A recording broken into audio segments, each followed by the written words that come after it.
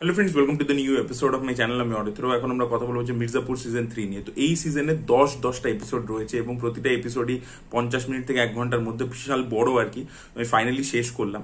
এবার দেখুন, ফাইনালি তার মানে প্রাইম ভিডিওতে, আমরা বলতাম যে প্রাইম ভিডিও হচ্ছে ইন্ডিয়ার বেস্ট কন্টেন্ট বানায়, তাদেরও কিন্তু এবারে ডাউনফল হচ্ছে। সেটা মির্জাপুর সিজন 3 দেখে বুঝে গেলাম। এবং তার কারণ হচ্ছে, আমি সব থেকে প্রথমে যে জিনিসটা বলতে যাই, আমি যখন ক্রেডিটস দেখছিলাম, এখানে যারা ক্রিয়েটার তারা কিন্তু চেঞ্জ হয়েছে। মানে ফারহান আখতার, রিতেশ সিধওয়ানি, ওদের তো প্রোডাকশন কোম্পানি, ওরা তো ক্রিয়েটিভলি দেখে না। যারা এখানে ডিরেক্টরস চেঞ্জ হয়েছে, তারপরে রাইটার্স চেঞ্জ হয়েছে, অনেক নতুন নাম আমি দেখতে পেলাম। তো তারা কিন্তু ওই সিজন 1 এবং সিজন 2 যে ভাইবটা, সেটা সিজন 3-তে ক্রিয়েট করতে পারেনি। এই সিজনটার মধ্যে কিছু পজিটিভস পাবেন, যেরকম কিছু ভাইলেন্স, কিছু গড়ি সিন আছে যেগুলো কিন্তু ওয়েল ডিজাইন, কিছু ডায়লগস আছে বা কিছু জায়গায় হিউমার আছে যেটা কিন্তু ওয়ার্ক করে, কিন্তু সেটা খুব কম। সিজন 1টা যদি আমি দেখি, সিজন 1টা বেসিক্যালি কি ছিল, যে দুটো ছেলে, তারা তার একজন বডি বিল্ডার হতে চায়, একজন পড়াশোনায় ভালো ছিল, তারা একটা গ্যাং একটা এই সিচুয়েশনে পড়ে একটা গ্যাংস্টারকে জয়েন করেছে এবং সেখানে তাদের রাইজ, একটা আন্ডারডগ রাইজিং ছিল। এবং যে আর কি আসল গ্যাংস্টার, তার ছেলের সাথে এদের একটা বাওয়াল ছিল। এই জিনিসটা নিয়ে একটা দারুণ মজা ক্রিয়েট করেছিল, হিউমার ছিল, দারুণ অ্যাকশন সিকোয়েন্সেস ছিল, অনেক কিছু ছিল। সেকেন্ড সিজনটা আরো বেটার হয়ে যায় কেন? কারণ ওখানে একটা রিভেঞ্জের অ্যাঙ্গেল চলে আসে, যে একটা লোক তার ভাইকে চোখের সামনে মেরে দিয়েছে, প্রেগনেন্ট বউকে মেরে দিয়েছে, সে বদলা নিতে আসছে। তার সাথে এই গোলুর যে ক্যারেক্টারটা ছিল, সেও বদলা নিতে আসছে, তার প্রেমিককে মেরে দিয়েছিল, রেড ওয়েডিং এর মতো যেটা একটা করেছিল সিজন 1-এর লাস্টে। তো সেইটা ছিল, এবং তার সাথে দারুণ কিছু আইকনিক ক্যারেক্টার মোমেন্টস ছিল, এগুলো ছিল সিজন 2-তে, যেটা ওটাকে ভালো বানিয়েছিল। এবং বাবা ছেলের একটা সম্পর্ক, মুন্না ভাইয়া কালীন ভাইয়ার মধ্যে যে একটা ডাইনামিক্স প্রবলেম ছিল সিংহাসন নিয়ে, সেই জিনিসপত্রগুলো খুব ইন্টারেস্টিং ছিল। এবার এখানে গিয়ে হয়ে গেছে কি, যে শো এর যে কালারফুল ক্যারেক্টারগুলো, সেগুলোই এই শোতে এবারে নেই। এখানে আপনি শোটা দেখবার সময় আপনার ফিল হবে যে ভাই মুন্না কোথায়, মুন্না নেই। আপনি জাস্ট তার তাকে যা মিস করবেন না গোটা সিজন জুড়ে, জাস্ট ভাববেন যে ভাই ওই আইকনিক ডায়লগসগুলো, জাস্ট ভাবুন দিব্যেন্দু নিজের পারফরমেন্স দিয়ে এবং ওই লাইন্সগুলোকে ডেলিভার করে, কখনো ক্যারেক্টারটা খুব খারাপ কাজ করছে, আবার কখনো খুব ভালো কাজ করছে, দারুণভাবে একটা হেট আবার লাভ দুটো জিনিসকে ব্যালেন্স করে ও করতো। সেই জিনিসটা আপনি পুরো মিস করবেন। তারপরে আরো একটা বিশাল বড় ওটা ভুল করেছে মেকার্সরা, যে কালীন ভাইয়াকে সাইড লাইন করে দিয়েছে। কালীন ভাইয়া পঙ্কজ ত্রিপাঠীর পারফরমেন্সটা পুরো ফিকে লাগবে আপনার। লাস্ট এপিসোডটা বাদ দিয়ে বাকি জায়গায় পঙ্কজ ত্রিপাঠীর পারফরমেন্স কিছু নেই। তো ওই ক্যারেক্টার মোমেন্টস গুলোই তৈরি হচ্ছে না।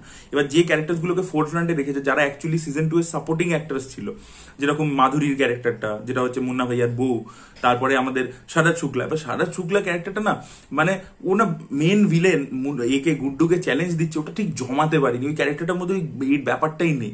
ওকে স্পেস দিয়েছে, কিন্তু একটা টাইমের পরে না ব্যাপারটা রিপিটেটিভ হয়ে যাচ্ছে। তো কালারফুল ক্যারেক্টার কম ছিল, এবং হিউমার, যেটা হচ্ছে মির্জাপুরে খুব স্ট্রংগেস্ট একটা পয়েন্ট, সেরকম হিউমারাস লাইন্স কিন্তু অনেক অনেক কম। আপনি, এবং প্রথম দিকের এপিসোডগুলো তো একদম ফিকে, প্রথম 4টে এপিসোডে তো গল্পটা মেন জায়গাতে ঢুকছেই না। তো এখানে অ্যাকচুয়ালি কালীন ভাইয়ার ক্যারেক্টারটাকে ইম্পর্টেন্স দেওয়া উচিত ছিল। এবং আরেকটা কি হয়, যেটা ওভার স্টাফিং হয়ে গেছে। অ্যাকচুয়ালি ওরা কি করেছে, ওরা ডিফারেন্সটাই ভুলে গেছে, যে কোন ক্যারেক্টারটা আমার সাপোর্টিং ক্যারেক্টার। দেখুন, ওয়েব সিরিজে প্রচুর ক্যারেক্টার্স থাকে, কিন্তু তার মধ্যে কিছু পার্টিকুলার ক্যারেক্টার্স প্রাইমারি ক্যারেক্টার হয়, কিছু সেকেন্ডারি ক্যারেক্টার্স হয়। ওরা এবার সবকটা ক্যারেক্টারকেই প্রাইমারি ক্যারেক্টার হিসেবে ট্রিট করতে গেছে রাইটার্সরা। এবার তাতে কি হয়েছে, যে প্রত্যেকেই কিছু না কিছু দিয়েছে, বা তার জন্য কি হচ্ছে, আপনার মনে হবে একটা ক্যারেক্টারে যখন আপনি গল্প ফলো করছেন, পরের ক্যারেক্টারটা পুরো মিসিং, তার কোনো ভূমিকাই নেই সেখানে। তো বিজয় বর্মা অনেকটা টাইম জুড়ে স্ক্রিনে নেই, আবার অন্য ক্যারেক্টার অনেকটা টাইম জুড়ে স্ক্রিনে নেই। আর এই যে কি বলবো, গ্যাংস্টার সিনেমা বলুন বা গ্যাংস্টার সিরিজ বলুন, এইসবে না কিছু মোমেন্টস ডিজাইন করতে হয়, কিছু পার্টিকুলার মোমেন্টস দরকার পড়ে, সেই মোমেন্টস এখানে প্রচন্ড কম। এবং কি হচ্ছে না, গল্পটার মধ্যে আর কিছু নতুন অফার করা নেই। ফার্স্টে যেরকম কি একটা আন্ডারডগ স্টোরি ছিল, রাইজ করছে, যে এরা যাদেরকে এই কালীন ভাইয়া তুলছে, এই দুটো ছেলেকে, এরাই ওর বিরুদ্ধে হয়ে যাচ্ছে। তার ইন্টারেস্ট আপনার হোল্ড ছিল, যেটা কতটা পাওয়ার এদের বাড়তে বাড়তে কোন লেভেল অব্দি পৌঁছাবে। সেকেন্ড সিজনে মনে হচ্ছিল কি, যে আদেও কি গুড্ডু আর গোলু মিলে কি বদলাটা নিতে পারবে, কি হবে, আর মুন্না অন্যদিকে কি কালীন ভাইয়াকে মেরে দেবে। তো এই কোয়েশ্চেন্স গুলো আপনাদের মাথায় ছিল। এবারে কি হচ্ছে, এই যে গদি বাঁচানোর যে পলিটিক্সটা, গদিতে কে বসবে, সেই ব্যাপারটা একটু পরে না ওই জিনিসটা স্টিম লুজ করে যায়। ওটা মজা দিচ্ছে না কোনো, গল্পটা কিছু আনফোল্ড হচ্ছে না, এই হচ্ছে না সেরকম ভাবে, জমাতে পারছে না। ওই পলিটিক্সটাকে অনেক বেশি করে এখানে প্রাধান্য দিয়েছে, বাট সেটাও জমাতে পারে না। তারপরে রাসিকা দুগ্গলের যে ক্যারেক্টারটা, ওটা খুব ইম্পর্টেন্ট ক্যারেক্টার ছিল, সেই ক্যারেক্টারটা এখানে কিন্তু অনেক জায়গা জুড়ে স্পেস পায়নি, আসছে অল্প অল্প। তাকে একটা শেক্সপিরিয়ান টাচ দিয়েছে, যেরকম লেডি ব্যাকবেথের মতো একটা করেছে, কিন্তু সেটাও মানে জমছিল না, মানে খুব অল্প অল্প স্পেস, অনেকটা টাইম জুড়ে সে গায়ব। আর বাবুজিকে আপনারা মিস করবেন, বাবুজি ক্যারেক্টারটাও একটা খুব আইকনিক ক্যারেক্টার ছিল, সেটাকেও আপনারা মিস করতে চলেছেন। এখানে সেও নেই, তার যে খুব সুন্দর সুন্দর মোমেন্ট ছিল সেগুলো আমরা দেখতে পাই না। একদম শেষের দিকে এপিসোডস গুলোতে গিয়ে অ্যাকচুয়ালি শোটা আর কি একটা মানে মজাটা ধরে, যে জিনিসটা আমরা মির্জাপুরের মধ্যে থেকে যে ভাইবটা এক্সপেক্ট করি সেটা শেষের দিকের এপিসোড গুলোতে গিয়ে আছে, কিন্তু ততক্ষণ আপনি বোর হয়ে গেছেন। এবং লাস্টের এপিসোডটাতে যে ক্লাইম্যাক্স যেটাতে আর কি মেইনলি শোটাকে তুলে দেয়, মানে ফার্স্ট সিজনটা জাস্ট ভাবুন ওই ওয়েডিংটা, রেড ওয়েডিং এর মতো একটা গেম অফ থ্রোনস এর মতো যে ভাইবটা দিয়েছিল, বা সেকেন্ডে যে ওই লাস্টে যে ওদের শো ডাউনটা হয়েছিল সেকেন্ড সিজনে, পুরো মারামারিটা হয়েছিল, সেই যে ব্যাপারটা এখানে করা হয়েছে, কিন্তু সেটা এত মানে তাড়াহুড়োর মধ্যে হয়ে যায় ব্যাপারটা, যে আপনাকে ওই ফিলটা দিতে পারে না। এবং আমার মনে হয় সিজন 4-এ তাদের শেষ করে দেওয়া উচিত, বা অ্যাকচুয়ালি সিজন 4 আর এরপর বানানো উচিত না, কারণ গল্পটা যেন সেই আবার ঘুরে ফিরে একই জায়গায় গিয়ে দাঁড় করিয়ে দিয়েছে। যেখানে সিজন 1 এন্ড হয়েছিল, সেখানে যে আমাদের প্রোটাগনিস্ট ক্যারেক্টার যেখানে ছিল সেখানে গিয়ে দাঁড় করিয়েছে। দেখুন এখানে ভালোর মধ্যে আমি যেরকম বললাম যে কিছু কিছু হিউমারাস লাইন্স ভালো, ভাইলেন্স ভালো, এবং এখানে যারা ভালো কাজ করেছে এক হচ্ছে গুড্ডু। এখানে আলি ফেজল অ্যাকচুয়ালি এই শোটাকে অনেকটা দূর টেনে দিয়েছে নিজের পারফরমেন্স দিয়ে। সেই ক্যারেক্টারটাই একমাত্র মানে কালারফুল ক্যারেক্টার যেটা রয়েছে, এবং সে অনেকটা টেনে দিয়েছে। যদি আলি ফেজল এখানে ফেল করতো না, পুরো শোটা পুরো ফেল করেছে। তবুও বা যা এখন অব্দি দেখা যাচ্ছে সেটাও দেখা যেত না, একদম দেখা যেত না, সিরিয়াসলি বলছি। এবং আরেকটা হচ্ছে যে গোলুর ক্যারেক্টারটা শ্বেতা ত্রিপাঠী যেটা প্লে করে, সে কিন্তু ভালো করছে, বাট বিজয় বর্মাও এখানে আমার ওয়েস্টেড মনে হয়েছে। তো আমার কিন্তু অ্যাকচুয়ালি এই সিজনটা খুব খারাপ লেগেছে। অ্যাকচুয়ালি ওরা সেকেন্ড সিজন অব্দি একটা গেম অফ থ্রোনস এর টেমপ্লেটটাকে খুব ফলো করেছিল, সেই জন্য জিনিসটা দেখতে খুব ভালো লাগছিল। ঠিক আছে, মানে এই ক্যারেক্টারটা, গোলু ক্যারেক্টারটা আরিয়া স্টার্কের মতো ছিল, আমাদের গুড্ডু হচ্ছে জন স্নোর মতো, এরকম দেখবেন ক্যারেক্টার গুলোকে ওইভাবেই রেখেছিল।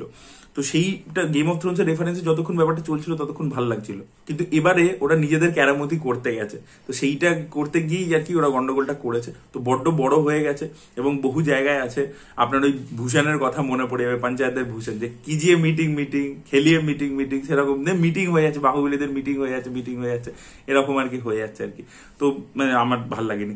ইভেন আমি বলবো যে ছোটে দাদ্দা, ওই দাদ্দারও যেরকম সিজন 2-তে কিসব মোমেন্টস ছিল, দারুণ দারুণ এক একটা মোমেন্ট ছিল, সেখানে দাদ্দারও এখানে দাদ্দাতে আগিরও মানে নেই, প্রথম দিকে আসছে, বসে আছে, খাচ্ছে, কোনো মোমেন্ট নেই। ও যেরকম মোমেন্ট ছিল সেই ছোট একটা সেই নিচু দরজা দিয়ে ঢোকাতো সিজন 2-তে, মানে ওই ব্যাপারগুলোই নেই একেবারে, পুরো ফিলটা আপনি মিস করবেন আর কি।